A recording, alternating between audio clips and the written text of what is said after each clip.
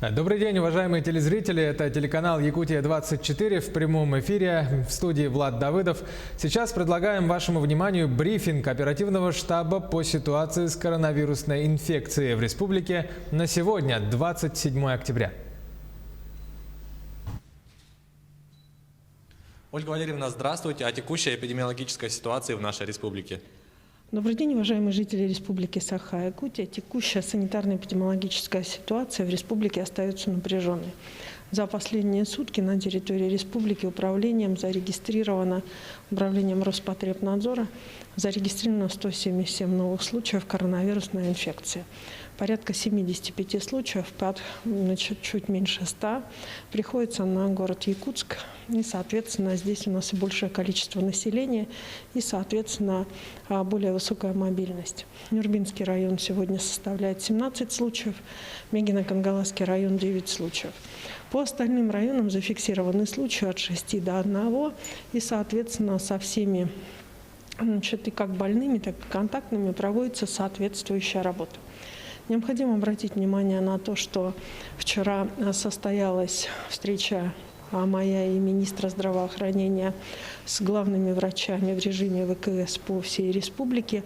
Нами дана оценка и заслушана санитарно-эпидемиологическая ситуация в целом на территории республики в разрезе каждого из районов. Главными врачами поставлены ряд текущих вопросов, которые могут возникать в том или ином районе с целью оценки и принятия оперативных действий. Так необходимо обратить внимание на то, что на настоящий момент лекарственными средствами и препаратами, а также средствами индивидуальной защиты и должной медицинской помощи у нас сегодня обеспечены практически все районы республики. В ряде районов отмечается отсутствие того или иного препарата, который, соответственно, принято оперативное решение по выдаче его из резервного фонда, соответственно, Министерства здравоохранения республики. Такой подход, как заслушивание врачей в режиме ВКС, главных врачей в режиме ВКС, на настоящий момент у нас будет еженедельным для того, чтобы было четкое понимание и единство всей республики в борьбе, в том числе с коронавирусной инфекцией.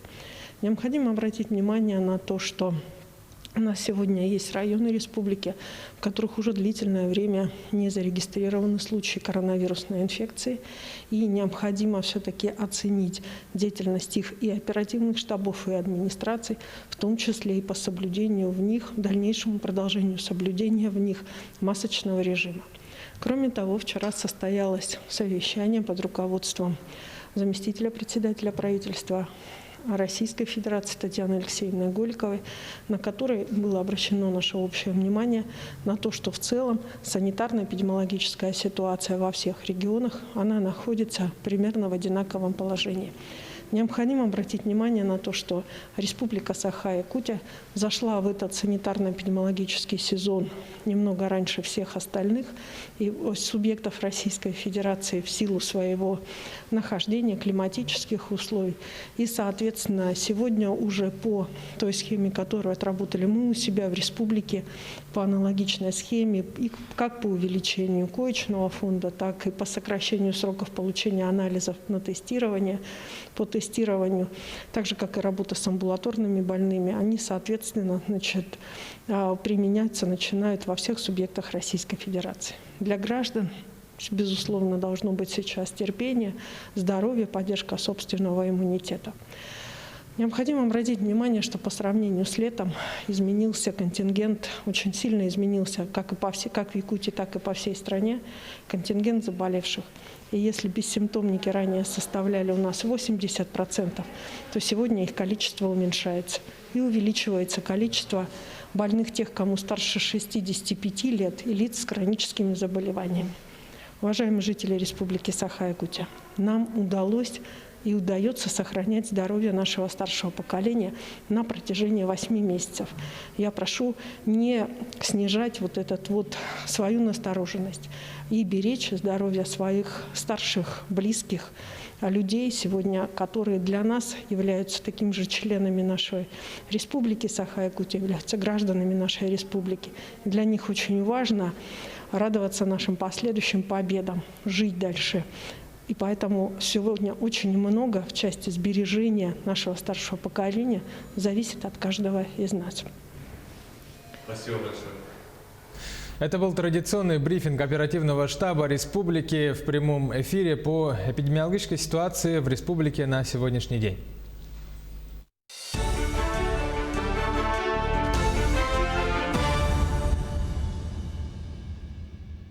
Продолжаем выпуск новостей. Минздрав России утвердил новые рекомендации по борьбе с коронавирусом. Теперь лечить амбулаторно можно не только пациентов с легким течением COVID-19, но и взрослых больных в состоянии средней тяжести.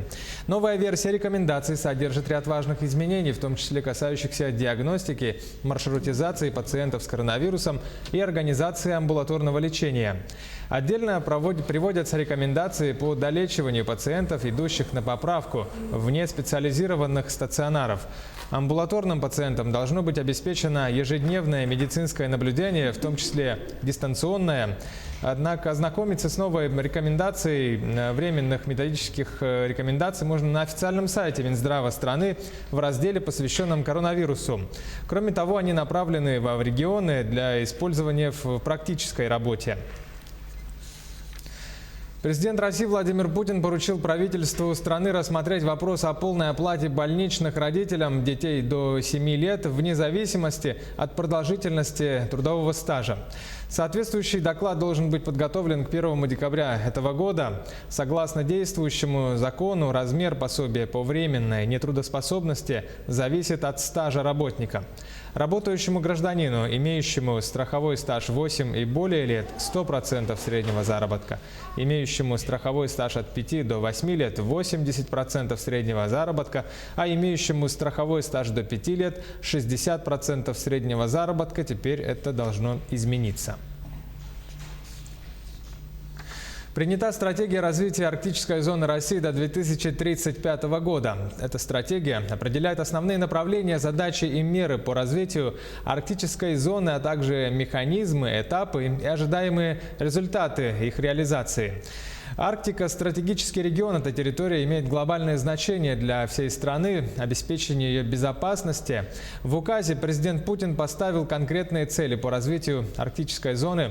Прежде всего, это цели, связанные с повышением качества жизни 2,5 миллионов граждан, проживающих в арктической зоне страны. Цели, связанные с ростом экономики арктических регионов, развитием Северного морского пути как глобального транспортного коридора. Об этом сказал полпред президента на Дальнем Востоке вице-премьер Юрий Трутнев. Также президент Владимир Путин поручил до 1 июля 2021 года представить меры поддержки индивидуального жилищного строительства ИЖС, в том числе возможность выдачи ипотеки на такой тип жилья. Кроме того, также до 1 июля 2021 года президент поручил представить предложение по переселению из жилья с высокой степенью износа и поддержки низкомаржинальных проектов строительства жилья. Кроме этого, отмечается, что необходимо сохранить государственный строительный надзор за исполнительными органами регионов страны. Ответственным за исполнение этих поручений назначен премьер-министр Михаил Мишустин.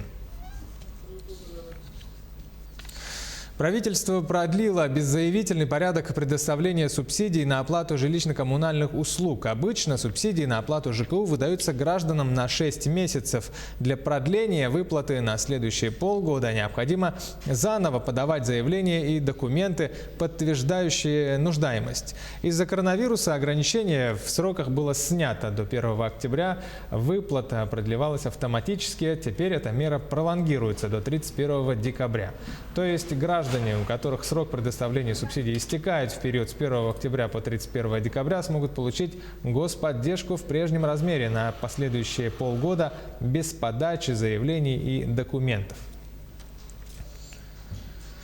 К другим темам. За 9 месяцев текущего года в рамках надзора за соблюдением прав граждан на оплату труда прокурорами выявлено свыше 4,5 тысяч нарушений закона и 310 миллионов рублей своевременно невыплаченной заработной платы, отпускных, окончательных расчетов, стимулирующих выплат за работу в условиях COVID-19.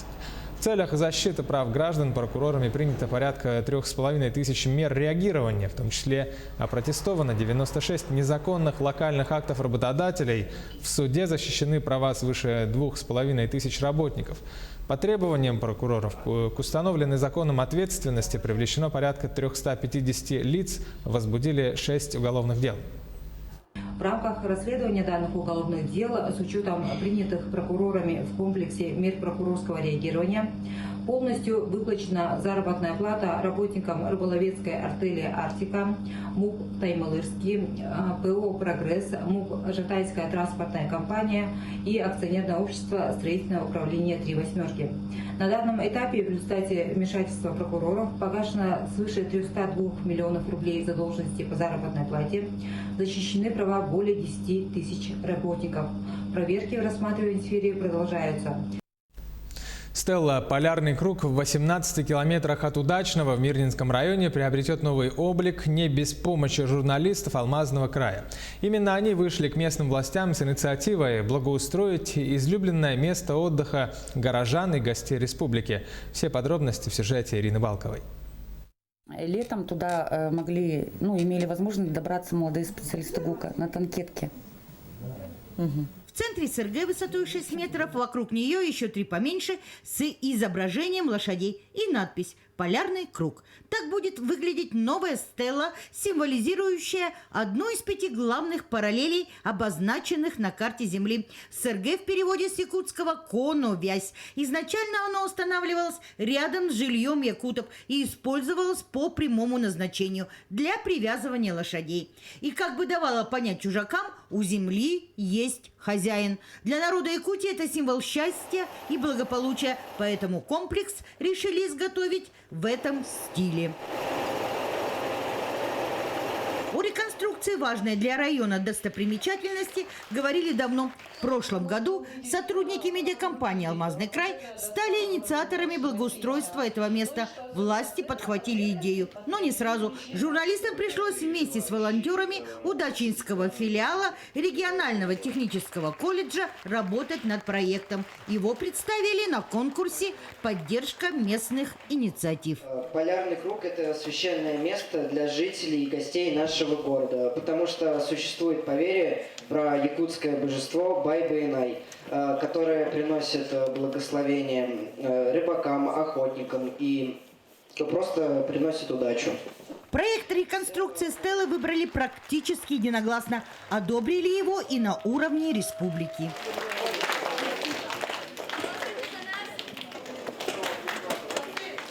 Почти 1,5 миллиона рублей поступило из бюджета республики на софинансирование проекта «Стелла. Полярный круг». Далее администрация начала кропотливую работу над эскизом и выбором подрядчика. Надо найти фирму, кто бы с нами смог работать, потому что в эти 1,5 миллиона входит не только само изготовление, а также и доставка, установка и так далее.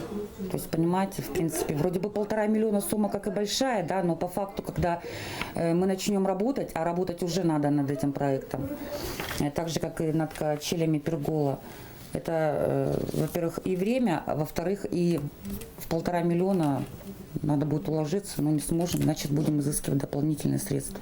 Новая красавица Стелла уже доставлена в Удачный. Пока новая стела «Полярный круг» находится вот в таких ящиках. Совсем скоро она отправится на новое место жительства, где будет продолжать радовать глаз проезжающих. Ирина Балкова, Денис Сиротин, телеканал «Алмазный край». Вторая неделя, как начали ездить сюда на воздушной подушке от Якутска до Нижнего Бестяха. Всего 20 хивусов ежедневно перевозят пассажиров от одного берега к другому.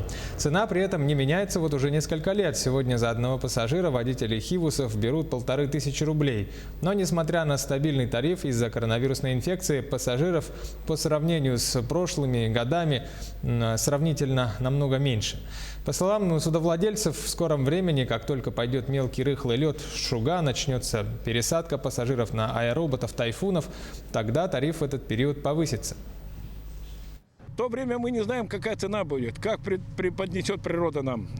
Даже 2 года, 3 года назад, я помню, да все знаете вы, не мог даже ледокол пройти. 2 дня простоял на Тюхтюре. И это метровые, 1,5-метровые торосы такие густые шли, не могли наши боты пробиться. Один бот только ходил, и наши вот эти ребята, 20 подушек, стояли в очередях. Привозим людей, чтобы он перевез на ту сторону, оттуда туда. Вот такие проблемки тоже бывали. Это от нас не зависит. Это зависит только от матушки природы. Традиционные якутские ножи признаны лучшими в стране. В Москве завершилась 41-я международная выставка продажа «Клинок. Традиции и современность». На этом форуме мастера из разных регионов России и из-за рубежа представили ножи и другое уникальное холодное оружие. Участником этой выставки стал и Александр Учугаев из Татинского Улуса. Уже больше 40 лет он занимается изготовлением якутских ножей. Он становился призером различных республиканских конкурсов и впервые решился поехать на международную арену. И сразу добился большого успеха. Наш земляк увез на родину сразу 3 приза в 3 номинациях, в том числе в категории «Лучший национальный нож». Какие из ювелирных изделий республики пользуются наибольшим успехом в Москве и как устроена работа якутских ювелиров, магазинов в столице страны сегодня? Репортаж нашего корреспондента в Москве Айсены Бурнашовой. Какие украшения воспользуются наибольшим спросом у покупателей? Наибольшим спросом у нас пользуются серьги. Например, даже вот эти вот 2 типа, да? Тут у нас более модернизированный вариант, и тут этнические серьги. Очень красиво смотрятся. Да, согласна.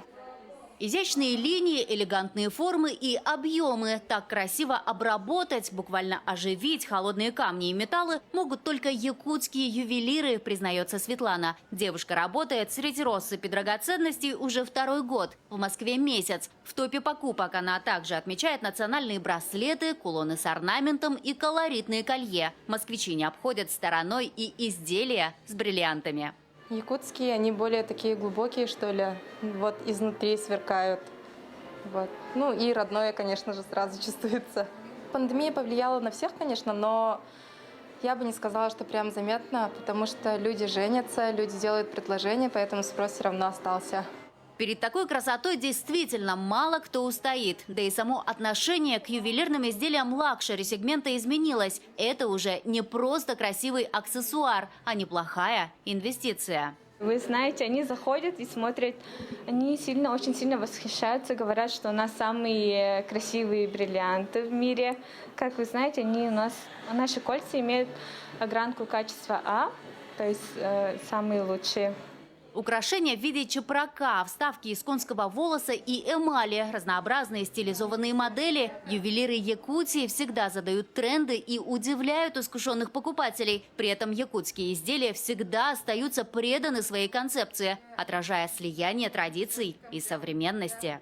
Не просто красивое украшение, а атрибут с сакральным значением. Например, вот эта подвеска с якутским узором Бесхарах, что переводится как «5 глаз», способна защитить своего владельца. Или, например, вот эти якутские сережки с подвесками. Согласно поверьям, они также способны защитить свою владелицу от злых духов.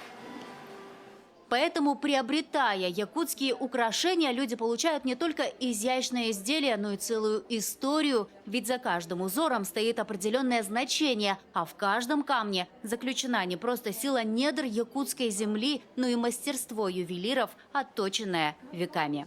Это очень-очень круто, потому что вот люди заходят, смотрят, как будто в музей попали. Они удивляются, они говорят, такого нигде нету, и вот хотят приобрести. Меня радуют, конечно, наши якутские бриллианты.